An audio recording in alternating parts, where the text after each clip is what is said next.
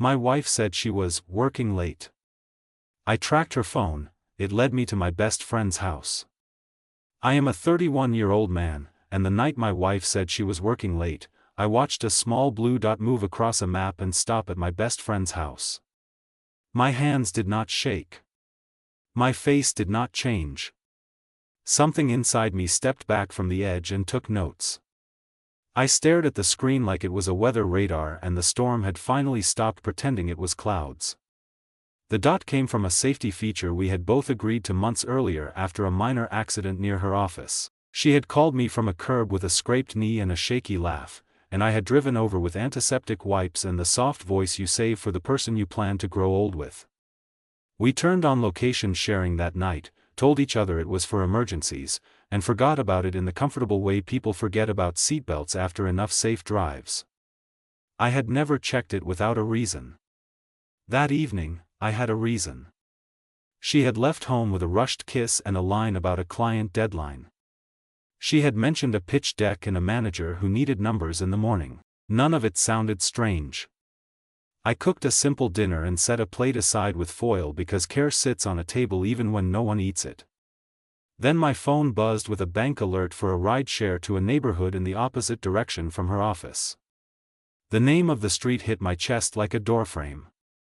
It was the street where my best friend, Julian, rented a ground-floor apartment with a tiny patio he bragged about every spring. I opened the map, thumb held too steady for what it meant, and saw the dot glide along the ring road, then turn, then settle right where his building sat. I zoomed in, then out, like distance could change truth. It did not. I put the phone face down and listened to the hum of the refrigerator and the sound of my own breath. For a long minute I did nothing at all, because sometimes not moving is how you keep from collapsing. We had been married 4 years. I had known Julian since we were 13 and learned to forgive each other's cheap haircuts and bad jokes. He had stood next to me at the altar with a folded speech and a face that tried not to cry. He had keys to our place because friendship used to mean trust without paperwork. He knew where the spare mugs were and which shelves creaked. He knew my faith in him the way you know the route to your childhood home. I did not walk out the door with a plan to catch anyone in the act. I made a plan to catch myself. People do strange things when they're hurt. I wrote that sentence on the note app and then I wrote 3 rules under it: no shouting, no breaking, no inventing. After that, I packed a small, boring kit, phone charger, old notebook, 2 pens, a pocket folder. I set a timer for 10 minutes and waited for the dot to move again. It stayed. The timer ended with a sound that felt too cheerful. I drove across the city with the radio off, streetlights stitching a calm line down the windshield. I parked 1 block away and sat with the engine quiet until I could hear my heart return to a pace I recognized. I walked to the building as if I lived in the neighborhood and had forgotten milk. I did not ring or knock. I took a photo of the mailbox with his name on it and the timestamp in the corner of my screen, not because I needed proof of his address but because evidence steadies a mind that wants to sprint. I turned around and went home. On the way, memories stood up like people on a bus who want your seat. I saw the first month with my wife, Marie, when we shared a laugh in a grocery store aisle over 2 identical lists. I saw the Saturday mornings when she woke me with coffee and the phone alarms we set to remember bills and birthdays. I saw the night I told her that Julian would be my best man because he had seen me at my worst and still called me back.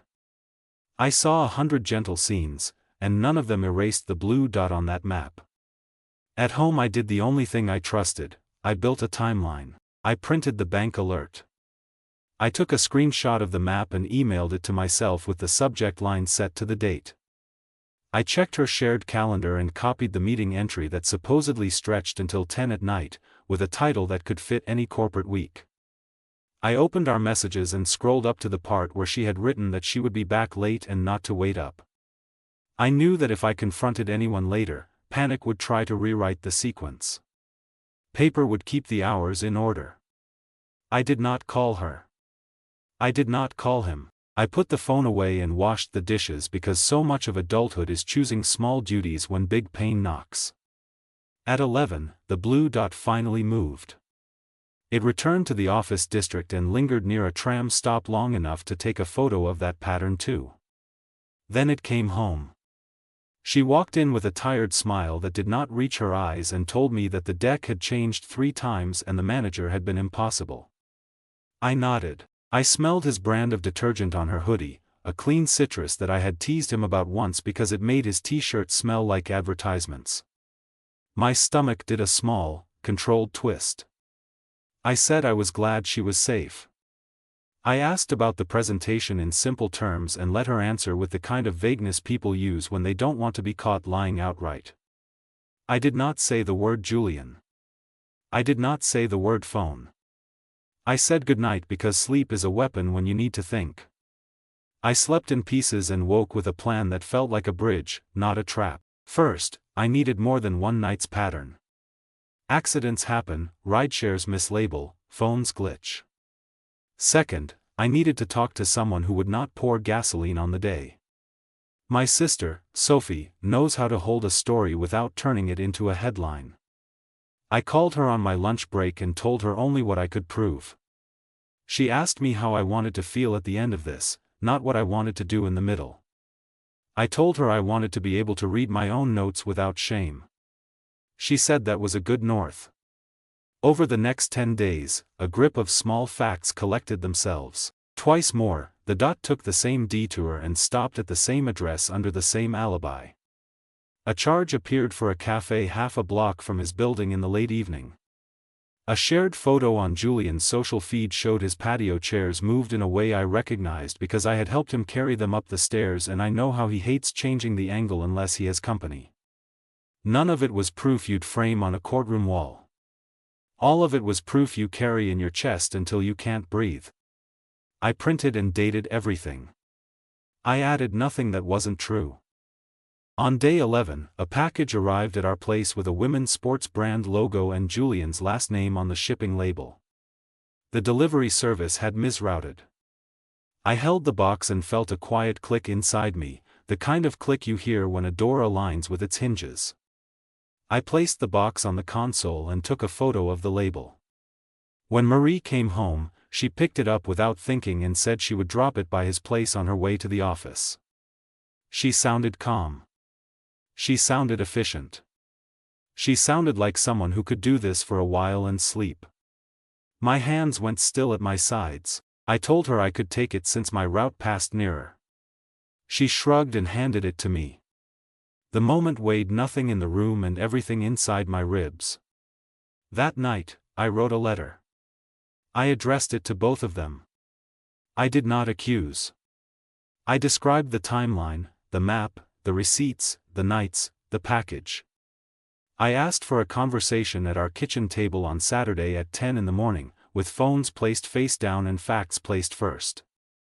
I wrote that I would not shout and would not call names and would not tolerate lies. I wrote that after the conversation, decisions would be made, and I would document them. I printed 3 copies, one for each of us, and sealed 2 envelopes. I did not sleep after that. I watched the wall clock move through numbers like a patient, and I practiced breathing because I needed to be ready to sit still while my life changed shape. Friday passed like a person carrying a fragile thing through a crowd. I kept my distance from both of them. I answered messages with neutral sentences. I ate a late lunch and let myself taste none of it. I cleaned the table because clean surfaces make ugly talk slightly less ugly. I set 3 glasses of water out like a ritual. I put my folder on the chair next to mine. On Saturday morning, the bell rang at 9:55. Julian came first, hands in pockets, face made of the casual confidence that always helped him get away with near misses. He looked around, avoided my eyes, said I had a nice plant. I told him we would wait. At 10 on the dot, Marie arrived with a small smile you give only to strangers.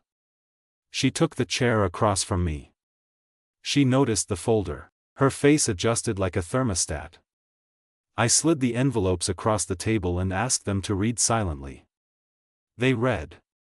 The room did the kind of quiet I had only heard in hospitals and offices where bad news is a job.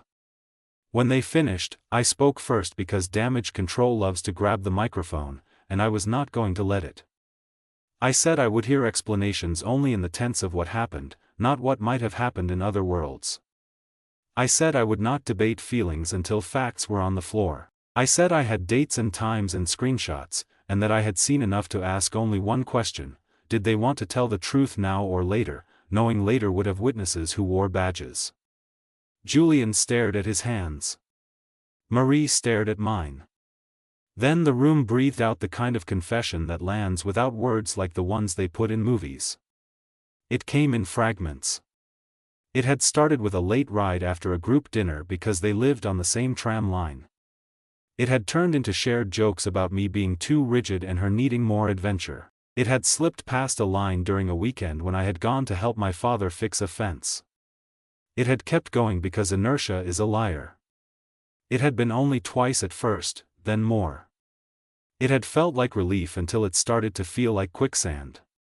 It had been wrong, and they both knew it, and they had kept doing it anyway. They used none of those exact words, but my notes could summarize it in one line: they had chosen comfort over character when they thought no one would check the map. I did not cry. My body held the moment like granite. I asked them to leave the keys they held to our apartment on the table. I told Julian that his friendship account was closed with immediate effect, and that any contact would be considered harassment. I told Marie that I would not make a decision about the marriage in that hour because decisions made in fire smolder for years. I said she would stay at her sister's place for the week while I spoke to myself like a man I respected. I said the rest of the conversation would be about logistics, rent, accounts, the phone plan, the car insurance, because logistics are how you keep pain from eating the floorboards. We split the bills with pens and silence. I wrote dates, she wrote signatures, he wrote nothing. I asked her to disable location sharing before she left. She nodded with a face that looked older. He held the door like he had been raised to be polite. I locked it after they went. I closed the curtains and sat on the floor because chairs felt dishonest. I let the kind of air out of my chest that you let out when you're alone and the house has agreed to keep secrets. In the afternoon, Sophie came over with rice and a thermos of soup and a stare that told me she would not accept any heroic performance from me. I showed her the notes and the plan. She asked whether I wanted to stay married to the person they had both described. I said I wanted to stay married to the person we had built in our best days, and I did not think she was in the room anymore. Sophie said love and grief can sit together without beating each other up. She told me to sleep. She promised to call our parents and tell them only what they needed to know: surgery, no; betrayal, yes; drama, no. I lay on the couch and let fatigue drop me through the floor. At dusk, I woke to a quiet phone. Marie had sent a message that said she was at her sister's and that she would respect the week. There was nothing from Julian. Silence from him felt like the only friend he could still offer me. I stood at the sink, drank cold water, and looked at my reflection in the window. I looked like a man who could make a plan and then live through it. That had to be enough for now.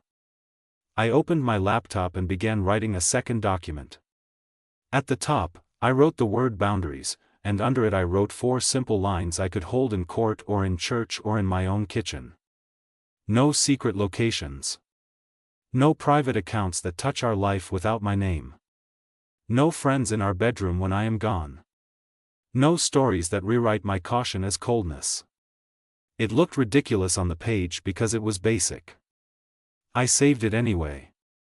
Basic rules are how you rebuild houses you want to live in again. By midnight, the house had settled around me like a patient that would not ask impossible questions. I turned off the light and let the dark tell me to breathe. Part 2 would not be kind. It would be clear. That would have to pass for mercy. The week apart did not heal anything.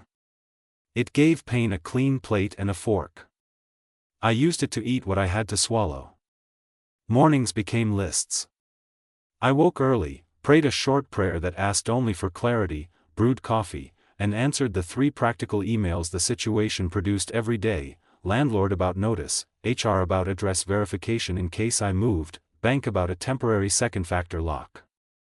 Routine is a rope over a river. I held it and crossed one step at a time. On day 2, Julian tried a message that sounded like a man who wanted to phrase betrayal as a misunderstanding. He suggested we meet without my wife, as if extracting one thread would fix the tear. He wrote that he never meant to hurt me and that he had been going through a confusing time. He wrote that he missed our friendship. I stared at the screen and thought about the patio chairs, the detergent, the map, the package, the keys on the table. Then I wrote a single sentence that I could read to a judge or to my future self without wincing: would not meet or speak with him again, and any further contact would be documented. I pressed send and archived the thread. I sat very still and listened to the quiet pride of an adult choosing a boundary without theatrics. Marie's messages came in a different tone. She wrote that she wanted to talk to a counselor and that she would do anything I asked to repair the marriage. She wrote that what had happened had not started with hatred of me, but with hunger for attention that she had not had the courage to ask for at home. She wrote that she felt shame and that she understood if I could not forgive. I did not answer immediately. I read the words and laid them next to my notes and saw the gap between regret and repair. Regret can flood a room, repair needs scaffolding. On day 3, I called a counselor my manager had once mentioned in a meeting about workplace stress. I left a message asking for an appointment for myself, not as a couple. When the call came back, I explained what had happened in 5 sentences, each one like a hammer tapping a nail flush. The counselor said I sounded organized and numb. She said both made sense. She had a slot on Friday evening. I took it and put it on the calendar like any other appointment that would keep a machine running. The practical threads kept me moving. I created a new email folder structure labeled with months and names. I scanned the signed page where Marie agreed to stay elsewhere for 7 days. I forwarded the landlord's reply to both of us, with the section about how leaving early would impact the deposit highlighted. I set my phone to do not disturb after 10 because desperate people love midnight, and I had decided to love rest more. On Thursday, I told Sophie that I would meet Marie on Saturday at the same table for one conversation about the future because time limits are kind to both hope and dignity. Sophie asked me what outcome I could live with. I told her the truth in one line: I could live with separation more easily than I could live with a house where I became my own police. She nodded. She offered to be in the next room in case I needed a witness for my courage. I told her I would be fine. She said fine is a word people use when they need a hand. I took her hand and let myself accept help for once without a joke to soften it. Friday evening came, and I sat in a quiet office and told a stranger how my heart had learned to take notes while it bled. I told her about the map and the patio and the package and the letters. I told her about the way betrayal felt less like fire and more like vacuum, how it pulled the air out of every memory until nothing weighed the same. She asked me what I had learned about myself in the last 7 days. I said I had learned I was steady, not boring, precise, not cold, and that I believed in receipts not because I wanted to prove people wrong but because I wanted to protect the part of me that tells the truth even when no one else does. She wrote something down and called it a survival narrative. I called it a spine. She said the next steps were grief and decisions. I thanked her and paid at the desk with a card that still had my name alone on it. Saturday morning, Marie arrived on time. She looked like someone who hadn't rehearsed a story because she finally understood that facts do not audition. We sat. I poured water. She spoke first and said she had ended contact with Julian and had messaged his number with the same sentence I had sent: no further communication, documented if attempted. She placed her phone on the table and slid it toward me, unlocked. I did not read her messages. Trust is not a forensic exercise, it is a decision with evidence around it. I needed more than a screen. She told me she had told her sister everything, not the edited version, and that her sister had taken the spare key as a symbol that she would not lie for her. She told me she had booked an individual counselor and had attended once. She told me she would accept whatever decision I made and would not fight me in public or in private. She said she wanted one chance to rebuild with terms. She spoke like a person who had decided to walk on gravel to earn back a road. I listened. I believed that shame had found her. I did not believe shame could carry us forever. I took out a sheet of paper with a title that felt both ridiculous and necessary: Conditions for Rebuilding. I read them aloud because hearing your own terms is how you learn if they're real. Immediate no contact with Julian in all forms, verified by a message sent in my presence and a blocked list I could see once, then never check again. Full disclosure of any future temptation moments, not to punish but to catch patterns before they become maps. Joint counseling weekly for 3 months with a counselor who does not turn conflict into performance. A probation on overnights that are not work-related, with transparent travel plans. Shared access to any device features that could hide a parallel life, not to snoop, but to remove the thrill of kept doors. A written apology that I could read once when doubt tried to gaslight memory. And one final line: if any condition broke, the marriage would end without a courtroom brawl, with a pre-written separation plan already signed. Marie did not argue. She asked whether these terms were a test she could fail only once. I told her they were a path that would hurt to walk and would not be extended if she stepped off it to chase a feeling. She took a pen. Her hand trembled. She signed the bottom of the page and wrote the date. I signed it too, not as a contract enforceable by law, but as a promise enforceable by the only court that mattered to me now, the one where I would have to live with myself. We started. It was not cinematic. It was dull and painful and full of paperwork. She sent the message to Julian while I watched. He replied with a line about how she was making a mistake, then another about how he respected her choice. She blocked his number. She deleted a thread on a social app one don't use and showed me the block list there too. We scheduled a joint session. We wrote to the landlord to confirm we were staying, and I negotiated a longer lease because stability is a tool. We placed our keys on a small tray by the door because symbols matter, and we were learning to live with humble ones. The next months taught me about fatigue I had never met. Trust does not return like a delivery, it crawls back with scraped knees and asks for soup. We sat in rooms and said sentences that felt like lifting furniture. She named the way attention had become a drug and how my steadiness had looked like neglect to a part of her that had not grown up yet. I named the way caution had turned into a cage for my own voice, how I had stopped saying I needed tenderness because I saw how sharp words were being thrown at steadiness in the culture around us. We built small rituals, a nightly check-in with 3 lines, one fact, one feeling, one appreciation, said softly over dishes, a weekly plan written on a whiteboard so weekends did not become loose nets where trouble likes to swim, a Sunday walk without phones where we touched shoulders at corners to prove we were still real. Julian receded like a tide that leaves behind glass. People asked in circles where he had gone. I said he had moved. I did not add that he had moved from a place inside my story to a file cabinet marked "Do Not Reopen." A mutual friend tried to broker a peace that would let barbecues feel normal again.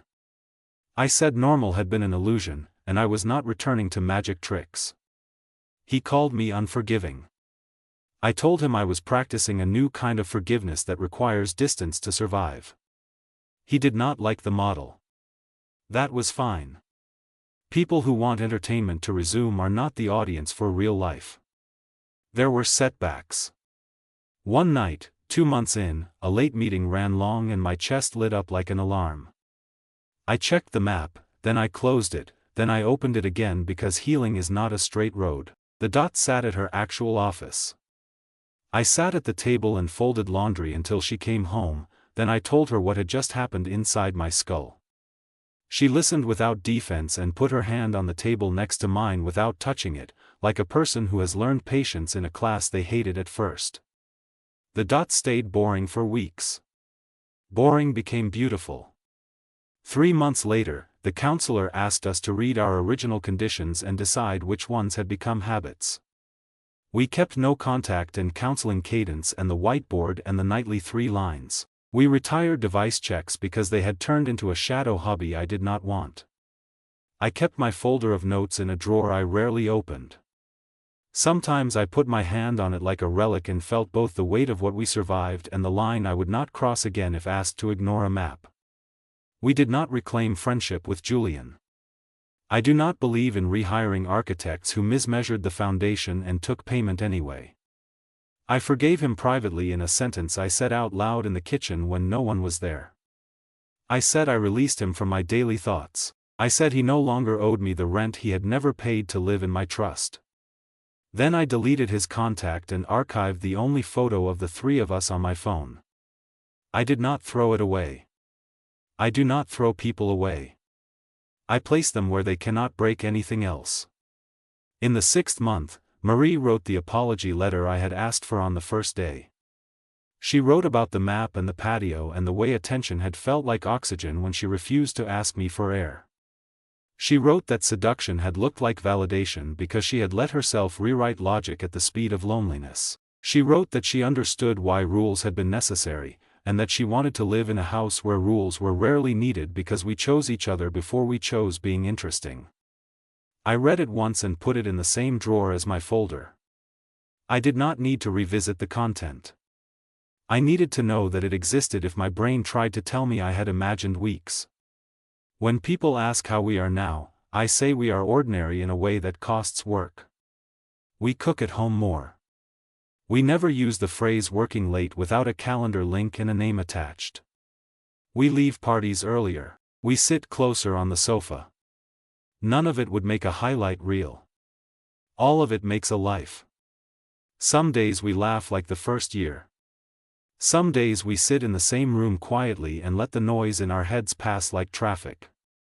Sometimes at night, when the apartment is dark and the city is a sound machine, I think about the version of me who sat at a table with a folder and a pen while his wife and his best friend read their reflection on printed paper. I do not pity him. I honor him.